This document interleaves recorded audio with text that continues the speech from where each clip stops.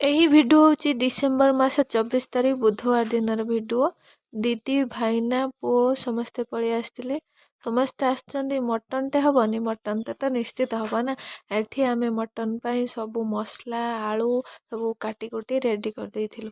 ତାପରେ ଏଇ ଯେଉଁ ପେଡ଼ାଟା ଆପଣମାନଙ୍କୁ ଦେଖାଉଛି, ଇଏ ହେଉଛି ଆମ ବାଡ଼ି ପେଡ଼ା। ମାଙ୍କଡ଼ମାନେ ସବୁ ଭାଙ୍ଗି ପକାଇଛନ୍ତି ତା ଡାଳ। ବାପା ସେ ପେଡ଼ା ନେଇ ଆସିଥିଲେ ଆମେ ଖାଇବା ପାଇଁ।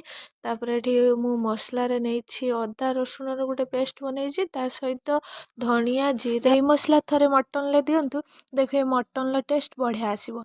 ତାପରେ ମୁଁ ଗୋଟା ମସଲାକୁ ଅଳ୍ପ ଭାଜିକି ତାକୁ ମୁଁ ଗ୍ରାଇଣ୍ଡିଙ୍ଗ କରି ନେଇଥିଲି। ବାପା ଏଠି ମଟନ ଧୋଇକି ଦେଇଥିଲେ। ଆଉ ଭଲସେ ଅଦା ରସୁଣଟା କଷି ହେଲା ପରେ ମୁଁ ଯେଉଁ ଗୋଟା ଧନିଆ ଆଉ ଜିରାର ପେଷ୍ଟ ବନେଇଥିଲି ଏବେ ତାକୁ ଦେଇଦେଲି ସେଥିରେ। ଅଳ୍ପ ଏଠି କଷିବେ, କାହିଁକିନା ଏଟା କଷିଲେ ଅଧିକ ସେଇଟା ପିତା ହେଇଯିବ। ତାପରେ ପକେଇଦେଲୁ ଏଠି ମଟନ କାଠ ଚୁଲିର ମଟନର ଟେଷ୍ଟ ବଢ଼ିଆ ଆସେ। ଦେଖନ୍ତୁ ମଟନ ବଢ଼ିଆ ସୁନ୍ଦର କଲର୍ ବି ଆସିସାରିଲାଣି, ଆଉ ମଟନ ବି ରେଡ଼ି ହେଇସାରିଲାଣି। ଆମ ପୁଅ ଏଠି ବସିକି, ଯେହେତୁ ବହୁତ ଶୀତ ପଡ଼ିଛି, ଆମ ପୁଅ ଦେଖନ୍ତୁ ବସିକି ଦେଖୁଛି ସବୁ। ଆଉ ଆମେମାନେ ସମସ୍ତେ ଖାଇବାକୁ ବସିଯାଇଥିଲୁ। ଆଉ ଭିଡ଼ିଓଟି ଯଦି ଆପଣମାନଙ୍କୁ ଭଲ ଲାଗେ ନିଶ୍ଚିତ ଲାଇକ୍ କରିବେ, ଆଉ ମୋ ଚ୍ୟାନେଲକୁ ସବସ୍କ୍ରାଇବ୍ କରିବେ, ଆଉ କମେଣ୍ଟରେ ଜଣାଇବେ କେମିତି ହେଇଛି ଭିଡ଼ିଓଟା।